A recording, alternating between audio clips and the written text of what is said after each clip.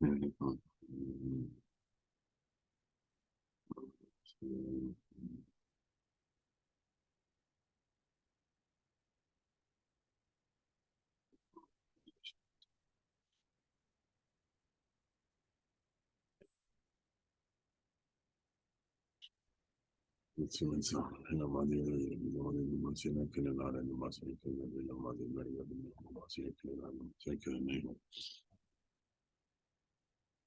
going to share with you the first pasuk. It's Parshas Beshalach Tafshin Pei Gimel. Let's see the first pasuk, and we're going to see that the Parasha is not as simple as it seems. It's a lot more complicated. And the pasuk, first pasuk of the Parasha, so is the last pasuk of the Parasha. We won't have time to get there, but there's definitely a symmetry between both of them. But let's focus on the beginning of the Parasha. It's great. We are extremely happy. Bnei Israel come out of Egypt. That's the message from 30,000 feet we see in this Parasha. But when we get close to the words of this Parasha, we see a total different picture. So just to get the picture, the Geula of Mitzrayim is a foundation for the Geula Shleima, for the final Geula when Mashiach comes. So we want the most miracles and the most power from HaKadosh Baruch Hu, light, everything, because as much as we can find in Mitzrayim, then it will also be by the Geula Shleima. Just to tell you a little bit of the parallel between the both of them, because I don't want to go, this is not the subject of this year. The subject of this year is something that touches each one of us 24/7.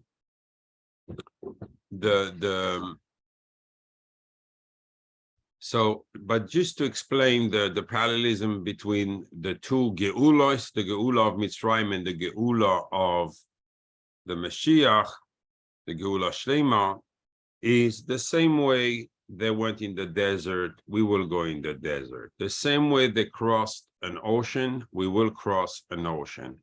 Everything they have done, we will do.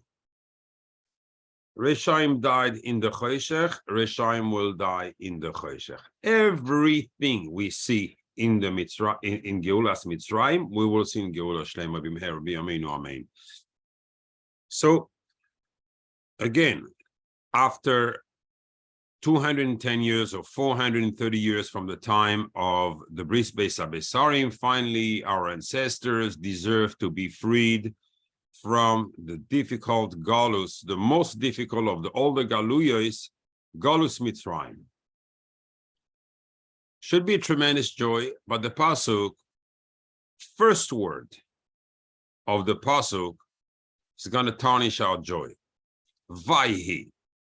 Vayhi, the Gemara in Megillah Yud Amud Beis, it's a Lashon Tsar. It was supposed to say Vehaya. Vehaya is the Lashon of Simcha.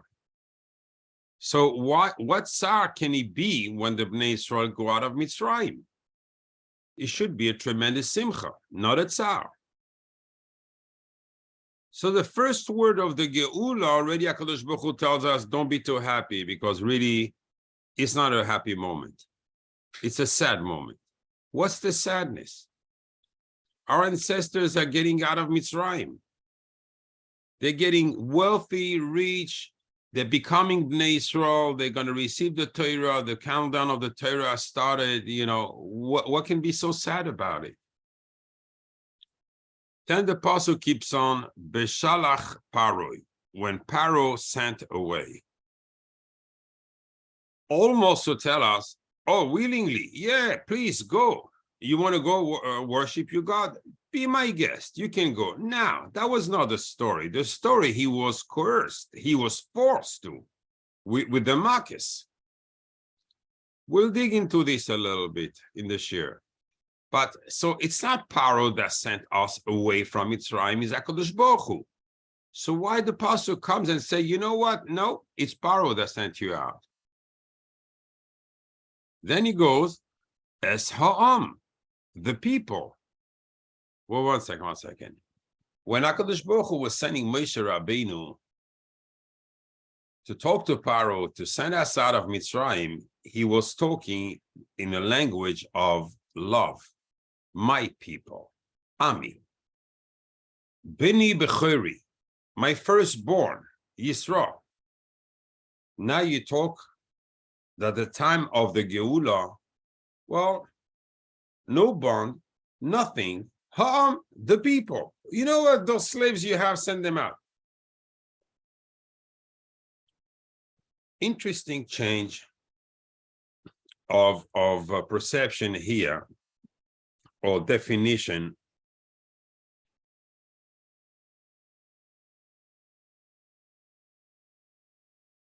If we really want to add a layer here, we can, you know, the Shechina, Imoi Anoichi Betzara. Whenever Bnei Yisrael are in a tzara, the Shechina is with them. Whenever the Bnei Yisrael go into Galus, the Shechina goes with them into Galus. In other words, when they're freed, the Shechina is freed. All right, maybe we were not perfect. Maybe we were not exactly what HaKadosh Baruch Hu was looking, you know, to see in us. However, the Shechina, the last hey of the Yud Ke Vav Ke, now the name of Hashem is complete. Can this be a joy? Can this be a reason for HaKadosh Baruch Hu to basically, I don't know, rejoice?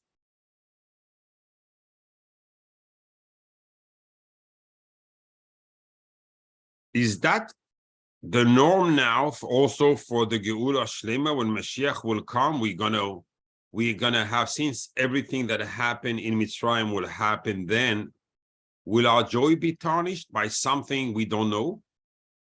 What can it be? Then Pasuk keeps on, Veloi nacham Eloikim. HaKadosh Baruch Hu didn't launch them. It's not drive them.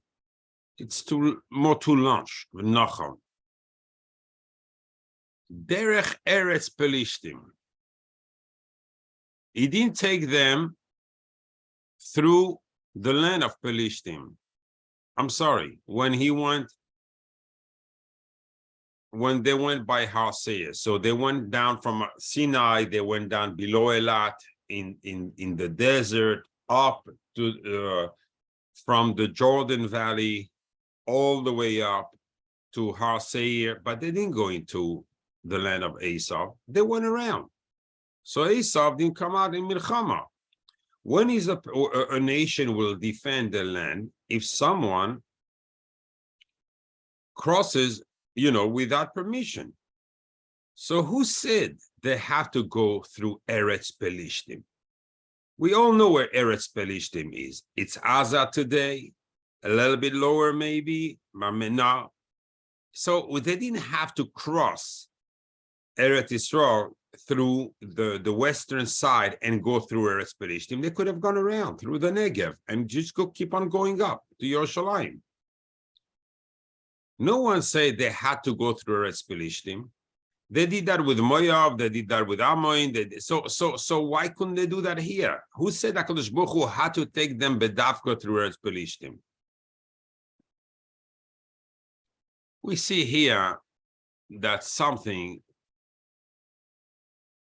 there's a hidden meaning in this whole Geula of Mitzrayim, and it started from the very beginning. There is a Tsar, and it's not HaKadosh Baruch Hu that sends us out, it's Paro. That's the enigma here. We're going to try to first understand.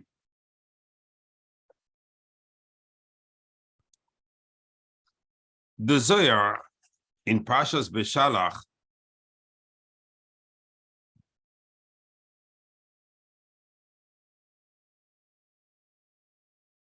tries to explain what was the reason Paro got so involved in rushing the Bnei Israel to go out of Mitzrayim? The previous Makkah was what? Makkah's Bechoros. So was he not like just any other Makkah where Paro, got excited after the Makkah, forced Moshe Rabbeinu to daven for him, stop it and everything? But now this Makkah, he acts totally differently. The Zohar explains here that reading Makkah's Bechoros, there were 3 Makkahs, 3 types of death. The Makkah of the Bechorim, when they heard the firstborn, since they were the important one in the families, the firstborn in the family in Mitzrayim was very important. He used to turn to be a sorcerer. So they were the important one. When they heard that they will die if Paro does not agree to send the Bnei Israel, or the Mitzrayim agree to send the Bnei Israel, then the firstborn will die. Say, what the heck? You guys are playing with our lives? They put up their weapons and they went outside of Mitzrayim in the shuk and started killing right and left. That was the first death on the day before it was Erev Pesach, the day when they did the Korban Pesach. The Bechorim went out and the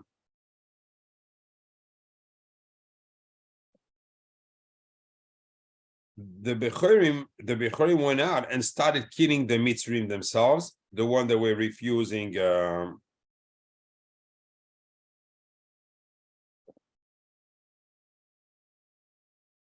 let them go out. Then during the night at Chatzos, HaKadosh Baruch Hu killed all the firstborn, and even those who had died, the dogs were digging after them and getting them out of the cave. So it was like really a scenery that was terrible for Mitzrayim. All the firstborn were exposed to be dead and to show they were dead. Then when Paro got up and he saw that also his firstborn was dead, then he took his sword and he called all his advisors and started killing them. Why did they advise him not to send the Bnei Israel out? Bilam got scared, he took off. But all the other ones died. And Paro went in the middle of the night screaming in Mitzrayim, Moshe and Aaron, please get out of Mitzrayim, get you people and get out of Mitzrayim. And Paro was gathering all the Bnei Israel himself to make sure there was no one left on his land. He didn't want to hear about this name any longer. He wanted them out of Mitzrayim. In other words, and then he says, Uberachtem gamois, he bless me. Why? Because I'm also a b'chor. Make sure I don't die. Always the Reshaim at the end, they bend their knees and they're extremely scared. What's happening here is the Zohar is trying to give a reason on this Beshalach Paro. In other words, the Zohar itself had a problem with this language. Why is the pasuk talking about Paro sending away the Bnei Israel when it's not them? And even with that, we don't really answer the question. Because he said, get up and leave my nation.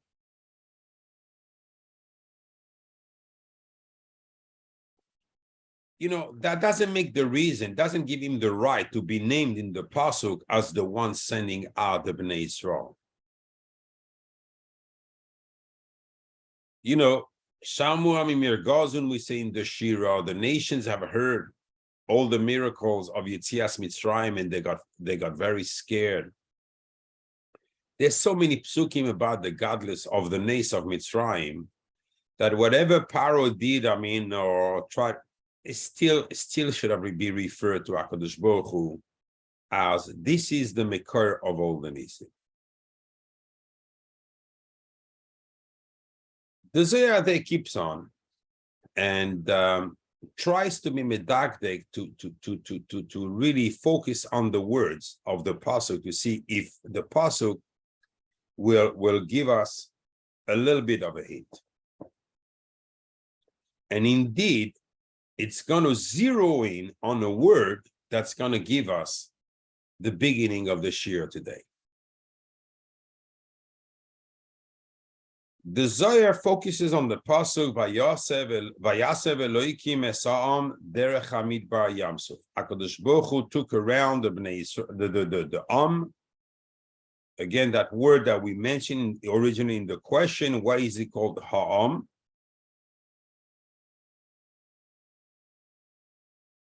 And Rabbi Yehuda there asks the question, why are they called in such a dull name, Ha'am?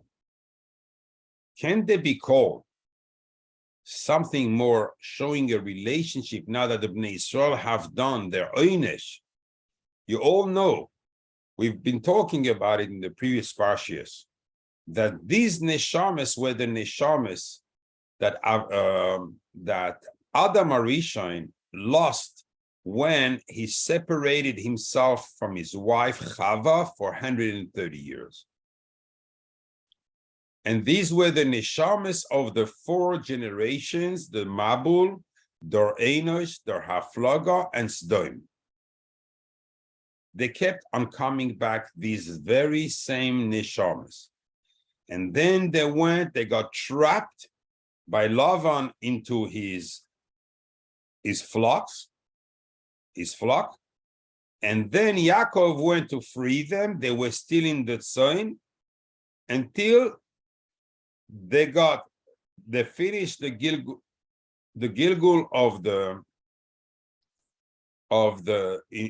in the flock, and they became the Bnei Yisrael that were in Mitzrayim. That's the story of these people, how they came up, the Bnei Yisrael, and they needed still the oynesh of the galus of Mitzrayim in order to become Bnei Yisrael. We saw the previous week that Abame Oishana was the 400 years. Why the 400? Because it was equal to 1,075. That was equal to Yisrael in full. You cannot become Yisrael. It was last week. You cannot become Yisrael until you spend 400 years in the galus of suffering in the galus of Mitzrayim. So here, after the oynesh was over, the Bnei Yisrael, he should have said the Bnei Yisrael, because now they deserve fully to have the light and to be called Yisrael. So why Dafka now we don't call them that name? That's how Rabbi Yehuda, that's what Rabbi Yehuda asked. And he enhances the question by stating that when they were in Mitzrayim, it was before doing the mitzvah of Milah, which ties up. And this is the choisam of HaKadosh Baruch Hu into a person. So before they did Milah, he was calling them with the languages of love, titles of love. And now all of a sudden they've done Milah and they've done Korban Pesach, and despite that, HaKadosh Baruch Hu called them in a dull name, Ha'am, the people. Not even, it's kind of pejorative, that name. Like it doesn't reflect well, even on the normal nation or whatever. When he said the people, it means like the low people. So how is it possible? Yehuda answers a tremendous answer here. And he gives us a touch in the whole Torah whenever you're going to see that word, ha'am, we are not talking about the Bnei Israel. We are talking about the Erev Rav. Erev Rav is those people that Paro took out. And I will explain slowly why he all of a sudden makes sense. Because HaKadosh Baruch Hu tells us we had a tremendous simcha when I took out the Bnei Israel. But Paro, somehow we're going to have to figure out what and research what happened, sent the Erev Rav with them. And this, because the Erev Rav is going to be the one that's going to be sinning against Hashem all along, this and bring the din on the Bnei Israel. If you pay attention, in the whole Egel, it doesn't say one time Bnei Israel. It says Ha'am. And we got to go into it. In the 10 Nisyonis, the 10 complaints that the Bnei Israel had in the desert, none of them mentions the word Bnei Israel. All of them is Ha'am. To show you that Bnei Israel didn't sin. So, I'm sorry. I understand the answer Rabbi Yehuda wants to bring, but this raises a bigger question. The Bnei Israel are going out of Egypt. They pay their dues. They're not Nevi'im. They want to go out and finally enjoy their freedom. They want to finally receive the Torah. They want to finally be close to Hashem as a free man. Oh, somehow something happened in the background, but they're not aware of. They would have never agreed to. This Erev Rav joins, and now Bnei Israel are going to be suffering and be punished because of those guys. Does it sound fair to you? You see in this pasuk, I'd rather show it to you.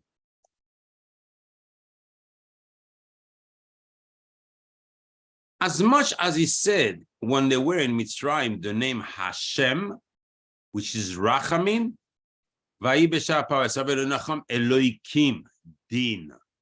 Derech Eretz Kioma Eloikim din. He doesn't say Hashem. Just to show you that the Erev Rav will bring the din on the Bnei Israel. What have they done to be punished like this? It's really not fair. If they had a choice and they agreed that the Erev Rav comes out with them, I'm fine. Stay, yeah, okay. They agreed at least, you know. I'll give you that. But since they have not agreed, it was none of their knowledge. How can we punish people? Since when the Torah punishes people like this? Like a shoygeg, not even a shoygeg, below yedia, and like a mezid? Doesn't make much sense.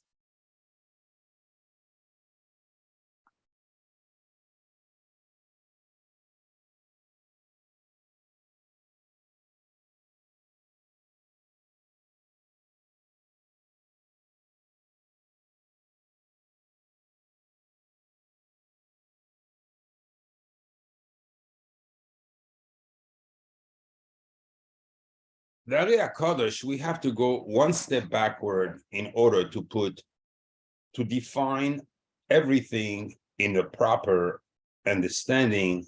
So at the end of this year, you will see a tremendous learning for us, which is going to enlighten you and give you a different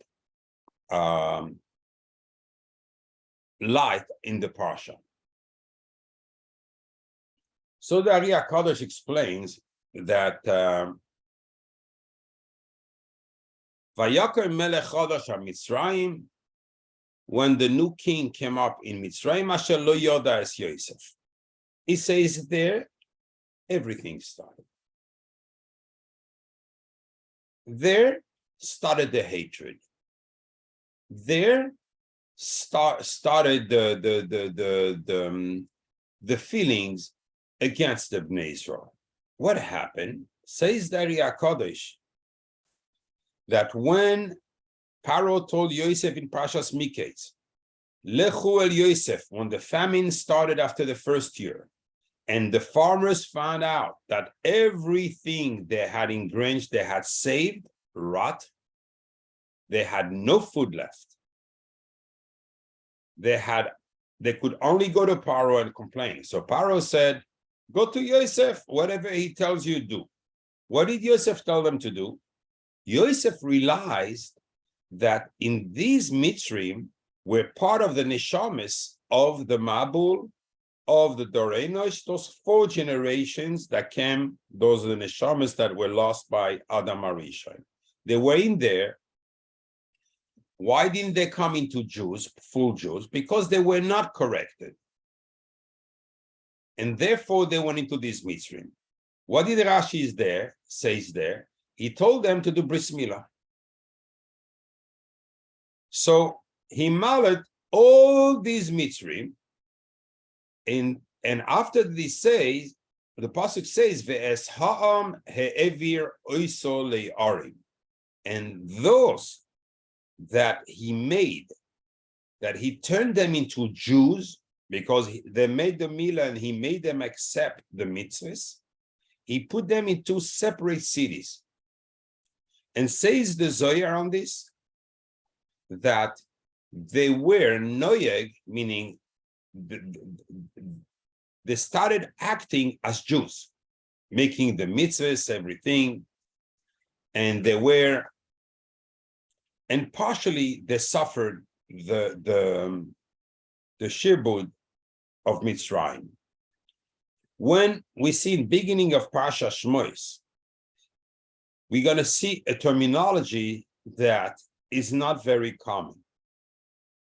Am Bnei Yisrael, the nation of the Bnei Yisrael, Rav ve'atzum imenu, is more powerful and numerous than us. The Zohar proves from this lashon, and so is the Ari Kodesh, that when the Mitzrim came out on the Jews after the Yam Suf, where they had the Yam Suf in our Parasha, they were in the back of them, and they were locked in Piachiros, in that area, it says Veshalishim al Kuloi. Ask the Zohar, what is Veshalishim al Kuloi? They were Shalishim, doesn't translate. There's no translation. The Zohar explained they were Shloishim neged echad. The Mitzrim amounted 30-1 on the Jews, on the Bnei Israel. However, it doesn't count the Erev Rav, the Am Bnei Yisrael, which were a lot more numerous than 5 times more of a Chamushim al Kulam, 5 times more than the Bnei Yisrael. So the Bnei Yisrael that came out of Egypt was 600,000 men. The Erev Rav that came out, that's from Yosef that came out of Egypt, was 3 million. 3 million people, 3 million men, to tell you the amount of people. And since Paro was looking at them as a betrayers, because they dropped the cults and the beliefs of Mitzrayim to start behaving like Jews, he was angry at them like crazy. However, the Bnei Israel themselves, it was not. They were not the subject. But since it's because of them that these Erev Rav behaved like Jews, vayakutsu mipene bnei Israel. He was disgusted by the Bnei Israel. It was not a hatred originated because the Bnei Israel were doing one thing or another. It was a hatred because 3 million Mitzrim had changed their religion. That's the hatred that Paro had on the Bnei Israel. And now we find ourselves with a different terminology, which is Am Bnei Yisrael. Okay. Let's try to find out what's Am Bnei Yisrael, what's behind it, what's the story, and who are these people?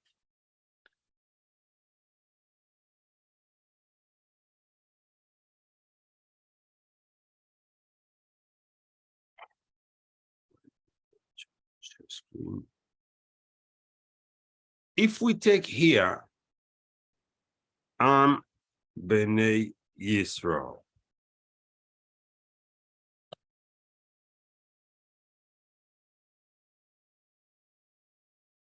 equals 713. If you take Dasan Va'aviram, the troublemakers, the head of the troublemakers, they were the aid of Koirach, they were everywhere. Dasan Va'aviram used to be their head. Automatically, he instigated everything they wanted to instigate against Moshe Rabbeinu. They used to go to these Am Bnei Israel and start talking to them, and here we go. The problems were starting against Moshe Rabbeinu.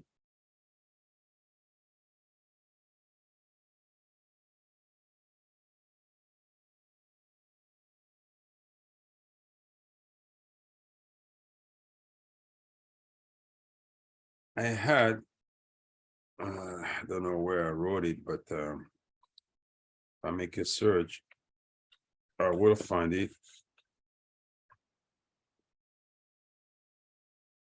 I guess not. Give me a second here. Let's see now.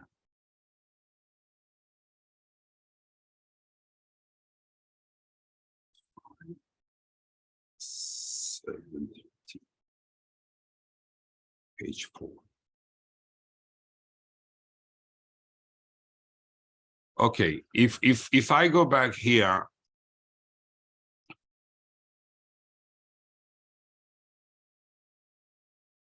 and we see that, and I'm taking the Dasan Va'aviram in the Egel. HaKadosh Baruch Hu told Moshe Rabbeinu, Reid kishiches amecha. Your people have sinned. Not mine, yours. Why? Because the Zohar said that HaKadosh Baruch Hu told Moshe Rabbeinu, don't take them out. You're only going to have trouble. Moshe Rabbeinu didn't listen. We'll explain why right away.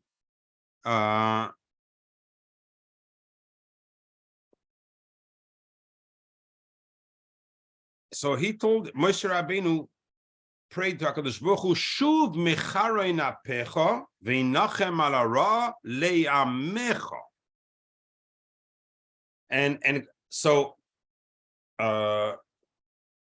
appease your anger,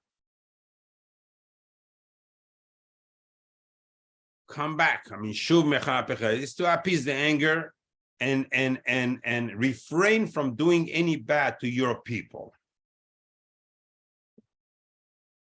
Shuv mecharein apecha. When Moshe Rabbeinu davens for, he davens for them.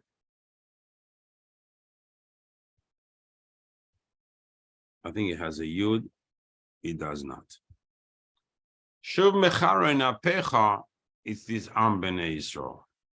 Here we have the troublemakers.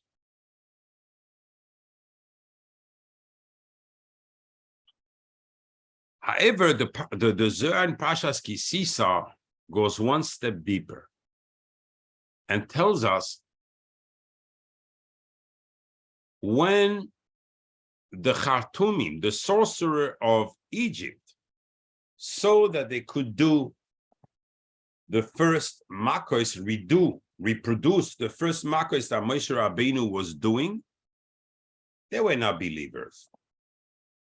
However, when they saw that they could not do it, and they knew that Moshe Rabbeinu was not a sorcerer, because as long as they could redo, they had a doubt Moshe Rabbeinu was just a great sorcerer, just like them. But once they could not redo them, they knew it was not in sorcery, because their level of sorcery was unmatched. So they knew it was not sorcery. So they knew it's by Elohim he. At that point, they told Moshe Rabbeinu that they want to become Jewish. That's what the Zohar reveals. And who was the head? Yonus and Yimbrus, the two children of Bilam. Those two very guys that are going to do the ego. Because as much as the Am B'nai Yisrael, the Erev Rav was bad, they were not that bad to do an ego. They understood. You see, Erev Rav equals 474. 474 equals Das. The Das. Moshe Rabbeinu was attached to the Das. So he knew all these neshamas of the Erev Rav are a part of him. In order for him to be complete, he has to complete them. That's the reason Moshe Rabbeinu felt that he had to take them out. Though HaKadosh Baruch Hu told him, it's not going to be a happy ride with those guys. Actually, it's going to be very sad. Do you understand why Vayhi now? We're starting with the Tsar, because HaKadosh Baruch Hu sees Moshe Rabbeinu taking out the Erev Rav from Mitzrayim, and this Erev Rav will cause only punishment. We do not understand so far why would Bnei Israel deserve punishment when it's the Erev Rav sinning. However, we know that the Vayhi is because of the Erev Rav. We still have to answer the second part to understand how it works. Why are the Bnei Israel going to be punished for this? I agree, we'll see. But we know that Moshe Rabbeinu, despite what HaKadosh Baruch Hu told him, needed to complete the Erev Rav. HaKadosh Baruch Hu told him, the Zohar reveals, HaKadosh Baruch Hu told him, leave them in Mitzrayim. They need to suffer longer before they're going to be completed. They're not ready. If you take them out right now, you will bring only havoc on the Bnei Israel. And HaKadosh Baruch Hu told him this not about the Erev Rav of Yosef. So now we find out we have two Erev Rav. The Erev Rav of Yosef called Am B'nai Yisrael. Yeah, they're going to complain. They're not happy campers. They're nothing. But we have an Erev Rav that's going to sin gravely.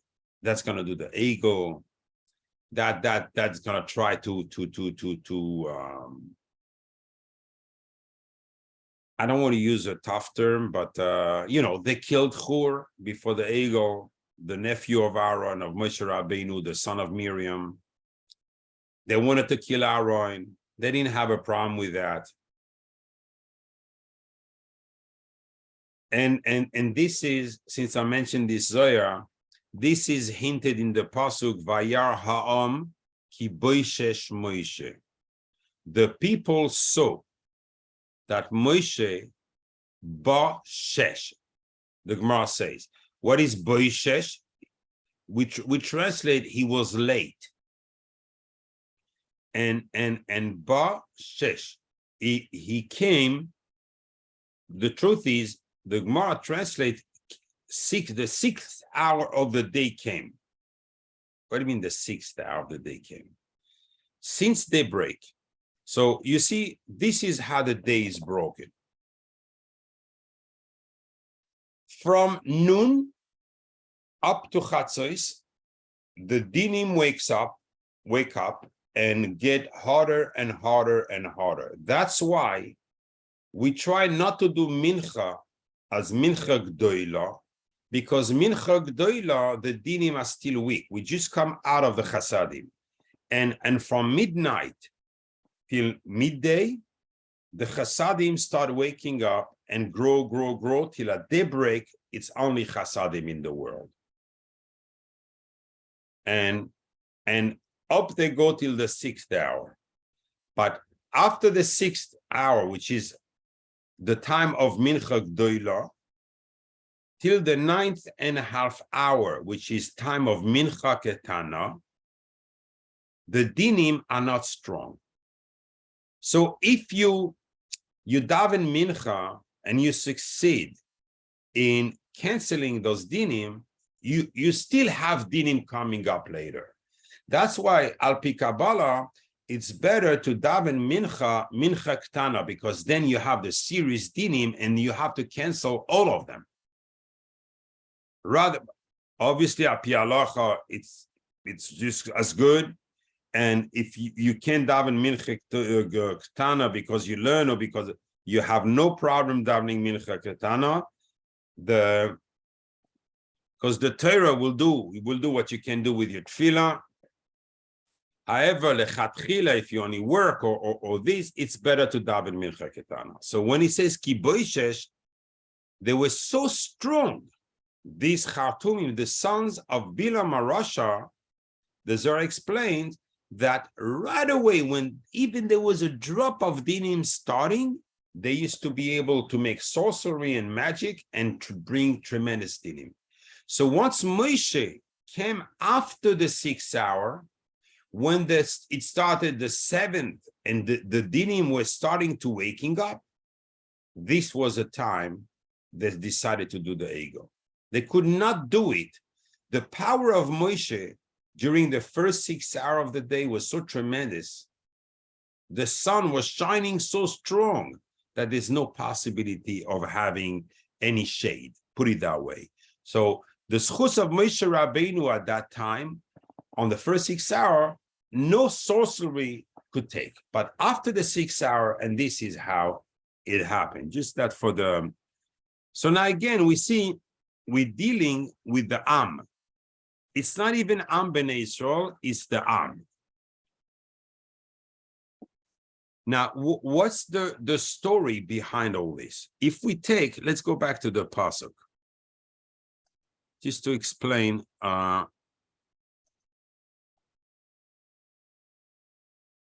Vayhi, we understood. So Paro here, Beshalach Paro here has a funny behavior. When the first Erev Rav converted, he received them with hatred because they're betrayers. However, once the Chartumim, once the sorcerer decide to join the Bnei Yisrael, Paroi is sending them out. Beshalach Paroi es ha'am, not the Am Bnei Yisrael, the Am, the Chartumim, according to the Zohar. That's all, according to Rabbi Yehuda. So Paro is saying, no, please go out. You're 100% right. Make sure you go. Paro is happy. Paro sees his revenge. He knows these people are going to be a stumble block to the Bnei Yisrael. So in contrary, he told them there's no problem. Please just go. Oh, really? Okay. Let's see what's behind the words.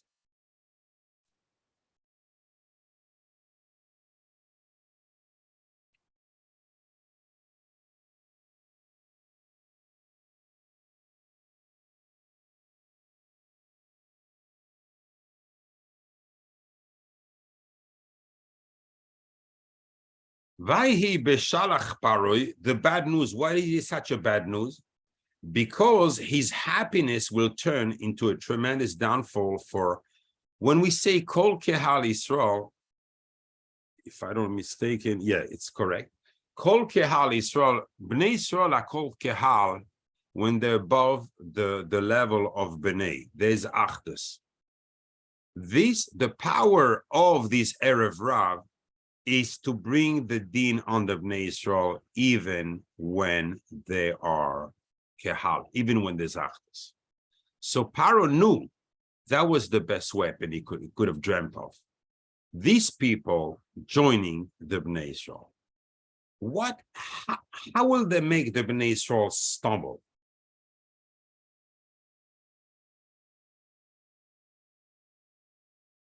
If we take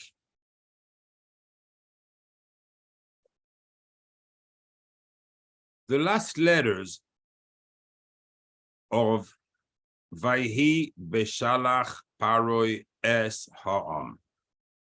So we have here, sorry, Yud, we have Ches, we have Hey for Paroi, S is Tav, and Ha'am is Mem. This is equal to 463. One well-known word, znus. The has the power of znus.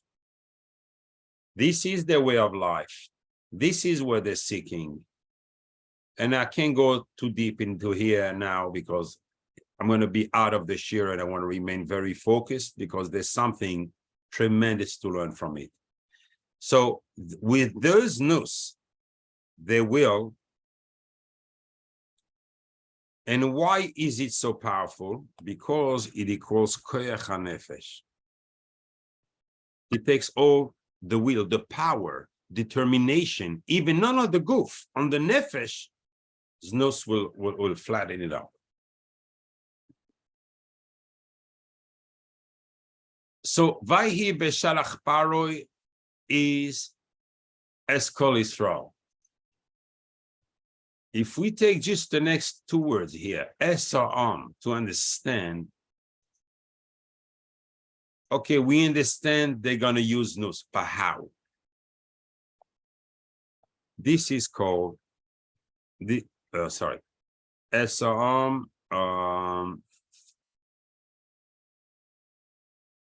equals 516 equals sichlus, folly, Folly. A person, when we talk like this in a shir, we can assess things as no, znus is bad and everything. When a person is in the battle and you throw znus into the equation, the person loses his mind. And it's like a crazy man. He can't think straight anymore. He's not capable of thinking logically. Therefore, he will fall. That's why Paro is happy. That's why the Torah says, this is a tsar. Why? Because only Ha'am, this Chartumim, that the Erev Rav of Yosef was coming out was fine. But that Moshe Rabbeinu accepted the Chartumim, these are the people that, that big extinguish forever. I'll explain what I say in a couple of minutes. And HaKadosh Baruch Hu didn't want to take them derech Eretz Pelishtim. I want to give you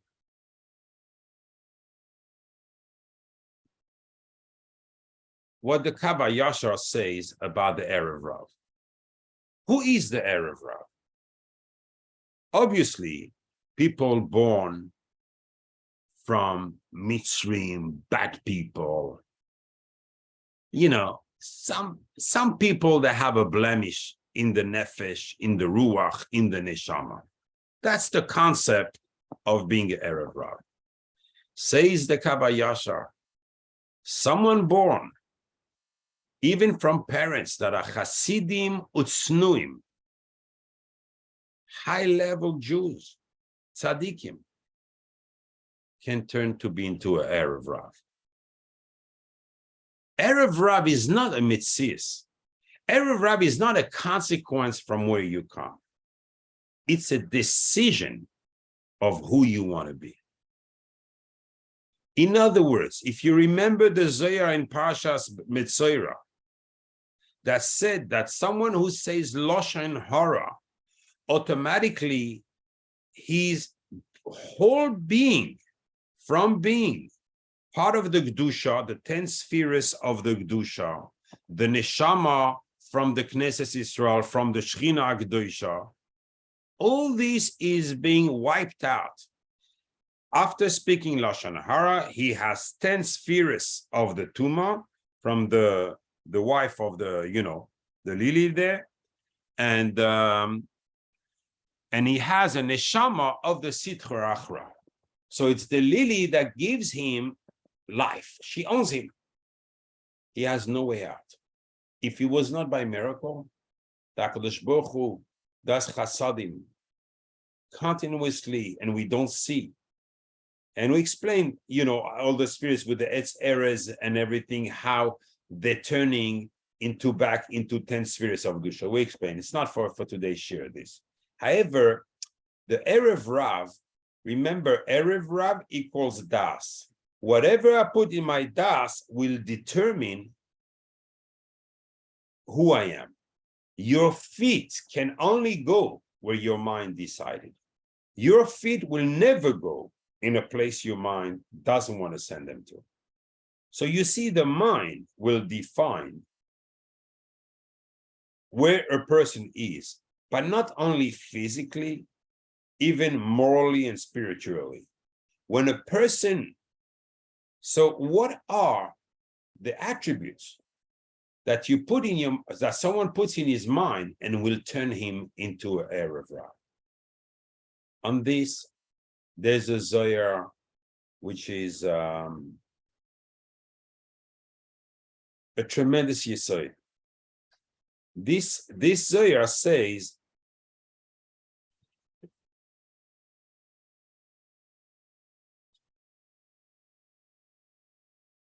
I'm just looking for the Markham of this Zohar. I don't remember by heart. Pinchas, no.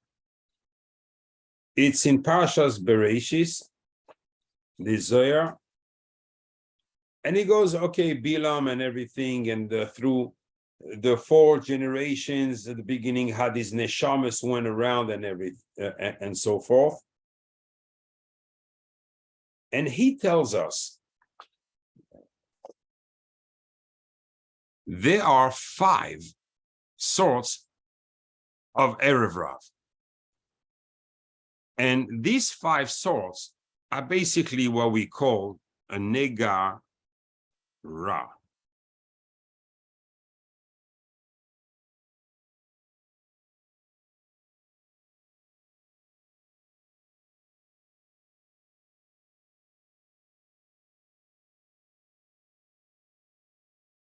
Because the Nun stands for Nephilim, the name is Nephilim. The Gimel is for Giborim. The Ayin is for Anakim. The Resh is for Rephaim. And the Ayin is for Amalekim. These are the 5 people. So Nephilim comes from the word Nephila, falling down. In the Torah, Nephilim written without a yod. Nephilim comes out from the weak, the fall, These are the people that always fall for the znus.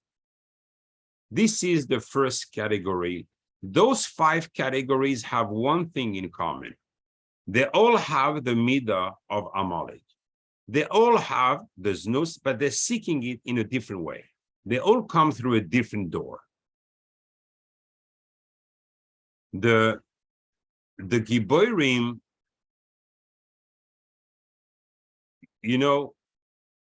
when HaKadosh Baruch Hu wanted to create the man, Malachim came to him and says, no, he will sin, it's not worthy, don't create the man, and so forth. HaKadosh Baruch Hu said, if I would send you down also, you would sin. It's called the Bnei Elohim. They were Malachim. Azar and Azael. which are the one who taught sorcery to Lavan and to Bilam, which are all the neshamas of the Erev Rav come from them. So these malachim sinned as soon as they came down on earth. They went after women. Vayiru es benois ha'adam ki toives hen. They saw that the daughters of people that were pretty. So right away they went into the wrong tracks. So these Giborim, they felt, they were extremely powerful. They knew the names of Hashem that can do anything from up there, and they can redo, and they used it. All this was used for the bad. All this was used for the bad. Then we have the third one. How many I said I had there? 1, 2, 3, 4, 5. Okay, the Amalekim. And I say the third one. Yes, the Anakim are the giants. No, Rephaim. Okay, the Zohar explains Rephaim before Anakim. He says these are Nega, Nun, Gimel, Ain, Resh, okay. I'm gonna stay with the order of the Zohar, why he calls them that. I mean, why he calls that this is the right order. These guys, Rephaim, it means weak. What it means weak? Whenever they see Bnei Israel in a tzara, they walk away. They're the one, when there's a tzara or whatever, they would give gifts to the enemies of Israel to save themselves and close their eyes and not get involved with Bnei Israel. That's the midah. And the last one is the bigger one, the most dangerous, is the giants, what we call the giants. They want to remove totally. They feel they can attack anything. They can attack Chaz v'Shalom HaKadosh Baruch Hu. They're strong. They're powerful. They're the one who thought that they're going to build a tower and put Avodah Zarah on it and be able to cancel. These people want to remove the Shechina, and they want to put what we call the Shifcha, which is the Sitra Achra instead. So these are the five sorts, the sorts of Erev Rav we have. Very quickly, let's see what's behind all these names the Zohar gives and so forth, and what we can learn from it, because here now we know that whatever of these midas we put in our mind, Chaz v'Shalom, a person can turn into an Erev Rav. So, for instance, I wanted to avoid saying it, but I am not going to avoid anymore. The Zohar says, when you have these people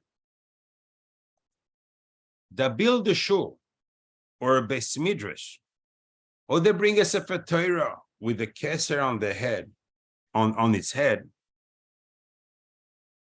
these Erev Rav, as much as they look at people doing the right thing, being righteous and so forth, they're just Erev Rav. This is not a mitzvah. Why? Because they're not doing it l'shem Hashem. They're not doing it for HaKadosh Baruch Hu.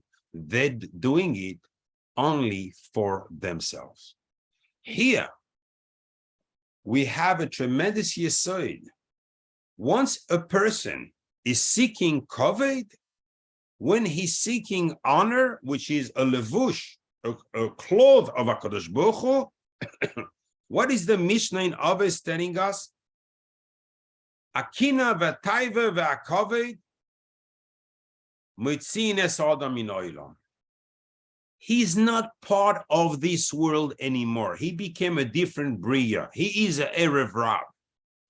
His parents are tremendous Talmidei Chachamim and Tzadikim. It's got nothing to do. Erev Rab is defined by his mind, by nothing else. I don't want to extend the shir and go into every name of it, because what we see, what the Torah called them by those names, what we learn from it is tremendous. But I would like to finish, to conclude my question on the pasuk and make sense of it.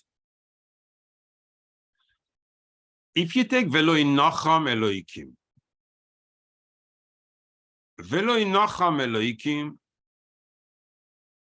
equals 221, like the first sort, the Nephilim, those who are weak, those who give in, those who HaKadosh Baruch Hu saw that the weakness is gonna be by those, when you have znus, automatically you have no more standing, you have no more koyach hanefesh. The koyach of the nefesh is gone. So therefore, the people are called nephilim. They're falling down to what? To the znus. Therefore, Paro so right and say, I need to send those people. That's going to be my revenge. And we ask what it means derech eretz pelishtim. If you take eretz pelishtim with the koilel equals 1,152. You take those names together, 1,152. Kadosh Baruch Hu is not talking about yes, he could have gone around Pelishtim. Okay, Peleshes, I don't know if I said it with your shir, what is the clip of Peleshes, why it's 810, but it's not for today, but you would have understood that. But here, the hint behind Eretz Pelishtim is HaKadosh Baruch Hu could not take them out the way he wanted to take them, because now he wanted to give them the Torah and get them into Eretz Yisrael right away. It was not possible anymore, because these people are going to be the people that are going to try incessantly to take down the Bnei Yisrael. And now HaKadosh Baruch Hu needed a different plan how to bring the Bnei Yisrael into Eretz Canaan. How? All these people that came out with them had to die. It's not the doer that came out of Mitzrayim that was supposed to die. They died because those people had to die and they could not come into Eretz Yisrael. And say the Gra in his Sefer Even Shloimeh that even the Beis Hamikdash that was Nechrav, after that, it's because of the Erev Rav, the children of these people. We don't mean the children, exactly. We mean that these people that have start sharing the same das as the Erev Rav, because of them, the Beis Hamikdash was destroyed. Had we not had the Erev Rav in, we would have had already the first Beis Hamikdash right away would have been the Beis Hamikdash Ashlishi, because Moshe Rabbeinu would have been able to enter Eretz Yisrael.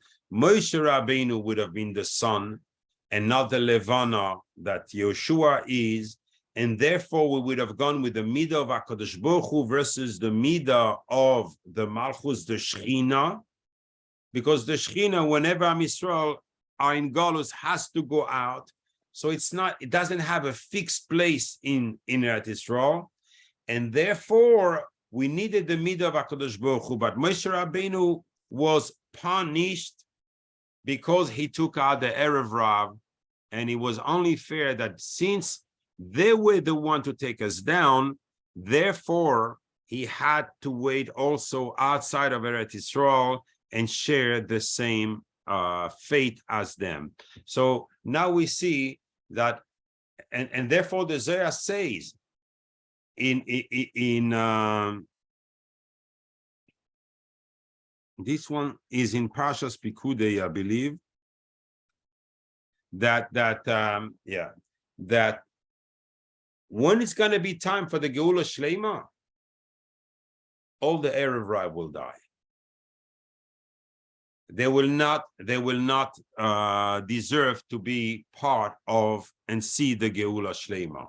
All of them, HaKadosh Baruch Hu, will have to die. So we don't have the Vayhi, what we said at the beginning of this year, by the Geula Shleima. Baruch Adonai le'olam, amen ve'amen. We should be zoiche to the Geula Shleima bimhera b'yameinu without his Erev Rav, where if you would see what the Zohar language says, they make Bnei Israel suffer generation after generation. They only want one thing, to be at the head. They make the Shechina suffer terribly, and it's really a pain. I mean, on Parashat Vayakhel, we'll talk a little bit more on who are these Erev Rav. Also, more specifically, I didn't bring the Komarna today, which has extreme harsh words about, some people to pretend to be frum and everything, but the whole intention, they use this as a path in order to take the head and try to lead. They always want to try to lead.